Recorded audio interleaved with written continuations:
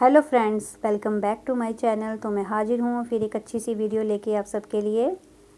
तो आज की वीडियो में मैं आपके साथ बहुत प्यारा सा केक डिज़ाइन शेयर करूँगी। तो आज का जो हमारा केक था वो गर्ल के बर्थडे पर मुझे रेडी करना था और ये ऑर्डर मुझे 1-1.5 महीने पहले ही जो था मुझे मिल गया था। तो उन्होंने 3 पाउंड केक का ऑर्डर कस्टमर ने कंफर्म किया था। तो यहाँ पर आप देख रहे हो मैंने 2 स्पॉन्जेस बेक की हैं और दोनों स्पॉन्जेस को मैंने जो है 2-2 लेयर्स में कट किया है। तो यहाँ पर आप देख रहे हो टॉप की जो हमारी स्टिकी सी लेयर होती है उसको मैंने रिमूव नहीं किया है, पर बाद में मैंने इसे रिमूव कर दिया था क्योंकि ये स्टिकी पार्ट है जो इसको हटाना ज़रूरी होता है। अगर आप हाइट में केक बना रहे हो तो इसको ज़रूर रिमूव करें क्योंकि इससे जो है केक के फिसलने का डर ज़्यादा रहता है। तो इसीलिए मैंने प्रिकॉशन लेते हुए मैंने इसे जो है स्टिकी पार्ट की हल्की सी लेयर जो है मैंने रिमूव कर दी थी, ऊपर से स्किन जो है उसको रिमूव कर दिया था क्योंकि ये केक जो था मुझे खुद ही डिलीवर करना था और दूर मुझे लेके जाना था, इसे बाइक पर ही जाना था मैंने इसको डिलीवर करने। तो मैं कोई भी रिस्क नहीं लेना चाहती थी। तो इन्हीं छोटी छोटी बातों का मैं अब ख़ास ध्यान देती हूँ कि अगर आप 3 पाउंड का केक रेडी कर रहे हो, जो उससे ऊपर का रेडी कर रहे हो, तो आपको इन छोटी छोटी बातों का ध्यान रखना पड़ेगा क्योंकि कभी कभी छोटी सी लापरवाही से ही हम जो है हमारा काम ख़राब हो जाता है और बैड इम्प्रेशन जाता है फिर कस्टमर्स पर, और किसी का जो है इवेंट जो है ख़राब हो सकता है हमारे केक की वजह से, अगर वो स्लिप कर जाता है या ख़राब हो जाता है। तो इसी को मैंने ध्यान रखते हुए इसको 2 लेयर्स इसकी रखी थी और मैंने यहाँ पर जो है केक टिन 6.5 इंच का यूज़ किया था क्योंकि मुझे हाइट में बनाना था, जैसे कि मैंने पहले भी आपको बताया। तो जो प्री मिक्स है मैं 1 पाउंड के केक के लिए हमेशा 160 ग्राम प्री मिक्स लेती हूँ। तो उसको इसी को मल्टीप्लाई करके मैंने 3 पाउंड का ये जो है अपनी स्पॉन्ज रेडी की थी और जहाँ पर टोटल हमारा 480 ग्राम प्री मिक्स हो गया था उसको वेट करके मैंने साइड पे रख लिया था। फिर उसको मैंने हाफ़ हाफ़ करके अपने एक ही केक टिन में 1 बाय 1 बेक किया था।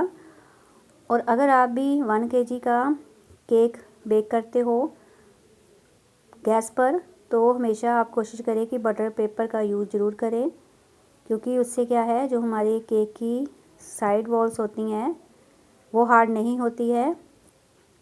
अगर बटर पेपर के बिना आप बेक करोगे तो साइड जो है साइड्स उसकी स्पॉन्ज की हमारी हार्ड हो जाती हैं और हम जब उसकी लेयरिंग करते हैं कट करते हैं लेयर्स को कट करते हैं तभी हमें फ़ील हो जाता है कि इसकी जो है लेयर्स जो है स्किन जो है बाहर वाली वो हार्ड है। तो इसी से बचने के लिए मैं जो है 1 kg के केक में हमेशा अपना बटर पेपर ही यूज़ करती हूँ ताकि हम इस प्रॉब्लम से बच सकें। तो यहाँ पर प्रीमिक्स को 2 बारी मैंने बेक किया था, स्पॉन्जेस को दोनों को, और फिर मैंने इसको 4 लेयर्स में कट करके मैंने इस केक को स्टैक किया था। मैं यहाँ पर 3 लेयर्स भी कट कर सकती थी और मैंने इसलिए नहीं की क्योंकि लेयर्स जो है बहुत पतली हो जाती हैं, फिर थोड़ी सी भी अगर ओवर सोकिंग हो गई तो केक टिल्ड होने का डर रहता है। तो इसी को ध्यान में रखते हुए मैंने इसकी जो है 4 लेयर्स कट की थी और इसको स्टैक करना बहुत ही आसान था। रात को ही मैंने इसको इवनिंग में मैंने इसे बेक किया था और रात को मैंने इसकी क्रम कोटिंग कर दी थी। और फ्लेवर तो आप देख ही रहे हो, मैंने इसका पाइनएप्पल रखा है और स्पॉन्ज को बेक करते वक्त भी मैंने इसमें पाइनएप्पल एसेंस डाल दिया था। आई होप मैंने सब कुछ आपको बता दिया है इस केक से रिलेटेड। मैं कोशिश करती हूँ कि अपनी हर वीडियो में अपने केक से रिलेटेड फुल इन्फॉर्मेशन आपको दूँ ताकि आपको भी कुछ हेल्प मिल सके। तो यहाँ पर सोकिंग के लिए मैंने ब्रश का ही यूज़ किया है क्योंकि स्पून से मेरे से एक बार ही हो चुका है, ओवर सोकिंग हो जाती है। तो इसी का ध्यान रखते हुए मैं कोशिश करती हूँ कि मैं अब जो थोड़े बड़े केक होते हैं 3 पाउंड या 4 पाउंड, तो उसमें थोड़ा कुछ बातों का ध्यान हमें रखना पड़ता है। जैसे कि हमें अगर हाइट में केक बना रहे हो या टीयर्स में केक बना रहे हो तो आपको जो है लेयरिंग में जो क्रीम यूज़ करनी है वो थोड़ी सी आपको हार्ड बीट करनी है ताकि आपका जो केक है उसकी लेयर्स है अच्छी तरह स्टिक हो जाए। तो यहाँ पर क्रम कोटिंग करके ये ओवरनाइट फ्रीज़र में पड़ा रहा था मेरा स्पॉन्ज। सिर्फ क्रम कोटिंग करके ही मैंने इसे रख दिया था और मॉर्निंग में मैंने इसकी फाइनलाइजिंग की है। और इसको अब आपने फ्रीज़र में रखा है तो आपको इसको कैसे रखना है वो भी आपको बता देती हूँ। आपने या तो इसे बॉक्स में बंद करके रखना है, या फिर आप इसे क्लिंग रैप करके भी, क्रम कोटिंग को क्लिंग रैप करके भी आप फ्रीज़र में रख सकते हो। पर मैंने क्लिंग रैप नहीं किया था, मेरे पास अच्छा सा साफ़ पॉली बैग था, उससे मैंने इसको अपनी स्पॉन्ज को अच्छे से कवर कर दिया था। और मॉर्निंग में मैंने 11 बजे के करीब इसकी फाइनलाइजिंग की थी, क्योंकि मुझे ये दोपहर को ही डिलीवर करना था। तो उसी बात को ध्यान में रखते हुए सब चीज़ों को मैं कोई भी गलती नहीं करना चाहती थी, क्योंकि एक बारी मेरे से हो चुकी है गलती कि मेरा जो केक था वो मैंने अच्छे से सेट नहीं हुआ था, जिसकी वजह से वो टेढ़ा हो गया था। तो इसीलिए मैंने इसकी है, फिर मैंने सोचा कि मैं इसकी पहले ही क्रम कोटिंग करूँगी ताकि ये सेफली डिलीवर हो जाए। तो यहाँ पर चारों लेयर्स को हम ऐसे ही असेंबल कर रहे हैं। तो मैं सारी लेयरिंग आपको दिखा रही हूँ ताकि आपको भी अच्छे से सब कुछ पता चले। तो यहाँ पर लेयरिंग में आप देख रहे हो मैंने कोई डबल इंसर्ट नहीं किया था, क्योंकि मुझे थोड़ा खुद पर विश्वास था कि मैंने ये केक जो है ओवरनाइट रखा है फ्रीज़र में क्रम कोटिंग करके, ये अच्छे से सेट हो गया होगा। तो उसी को ध्यान में रखते हुए मैंने इसमें कोई भी डबल इंसर्ट नहीं किया था। और जहाँ पर जो था मैंने लास्ट में टॉपर ऐड किया था, और उसी की जो टूथपिक थी वही मैंने इंसर्ट इसमें की थी। तो आप भी अगर बड़े ऑर्डर लेते हो तो आपको भी चाहिए कि आप उसी दिन उस केक को प्रिपेयर ना करें, एक दिन पहले ही क्रम कोटिंग करके रख दें। फिर जो है हमारा केक अच्छे से सेट रहता है अगर वो दूर जाने वाला है, क्योंकि अगर केक सेट नहीं है आपका तो हल्का सा जंप भी जो है आपके केक को ख़राब कर सकता है, चाहे कि आप गाड़ी में भेज रहे हो अपना केक, चाहे आप बाइक से भेज रहे हो।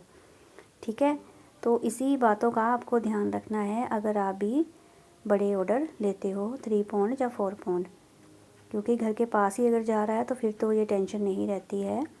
तो यहाँ पर मैं आगे से कोशिश करूँगी मैं इन छोटी छोटी बातों का ध्यान रखूँ ताकि कोई भी मेरा जो है ऑर्डर ऐसे ख़राब ना हो, क्योंकि एक केक मेरा जो था ऐसे हुआ था, वहीं पर वो कस्टमर आए हुए थे जिन्होंने मुझे 4 केजी केक का ऑर्डर दिया था। तो उन्होंने उस केक का हाल देखकर मुझसे जो है अपना ऑर्डर वापस ले लिया था। तो उस दिन मेरा मूड बहुत ज़्यादा ख़राब हुआ था। अब तक भी मैं भूल नहीं पा रही हूँ कि मेरे से वो केक ख़राब हुआ था। ख़राब भी क्या हुआ था कि वो ओवर सोकिंग की वजह से, और उसी दिन मैंने उसको रेडी किया था जिस दिन मुझे डिलीवर करना था, उसी सारी गलतियों की वजह से मेरा जो केक था वो ख़राब हुआ था। और उसी की वजह से मेरे से 4 केजी केक का ऑर्डर जो है मेरे हाथ से निकल गया था। क्योंकि अगर कस्टमर बनते हैं आपके तो कहीं कहीं अगर गलतियां हो जाएं तो वो कस्टमर भी हाथ से जाते हैं।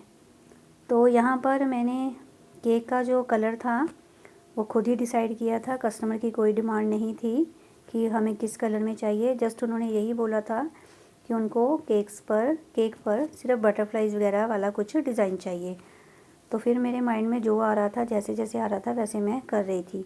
और टॉपर तो मैंने पहले ही सिलेक्ट कर लिए थे कि मुझे इस केक पर टॉपर ऐड करने हैं, तो उसी को ध्यान में रखते हुए मैंने यहाँ पर प्रिंट आउट लिए थे। तो आप सबको पता ही होगा कि प्रिंट आउट्स कहाँ से निकालते हैं, तो मैं बता देती हूँ आपको। पिंटरेस्ट से मैंने जो है इसका प्रिंट आउट निकाला था जो मैं टॉपर यहाँ पर ऐड करूँगी। तो अगर आपको मेरी वीडियोज़ अच्छी लगती हैं तो मेरे चैनल को ज़रूर सब्सक्राइब करें, अगर मेरे चैनल पर आप न्यू हैं तो। अगर आपने पहले से ही मेरे चैनल को सब्सक्राइब किया है तो बेल आइकन ज़रूर प्रेस करें, ताकि जैसे ही मेरी वीडियो अपलोड हो वैसे ही आप उसे देख सकें।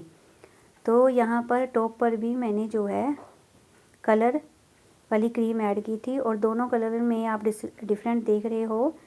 डिफरेंस क्या था, पहले मैंने वो पर्पल कलर की क्रीम यूज़ की है, और आपको शायद पता ही होगा कि पर्पल कलर जो है वो अगर डार्क लाना है तो आपको बहुत ज़्यादा कलर ऐड करना पड़ता है।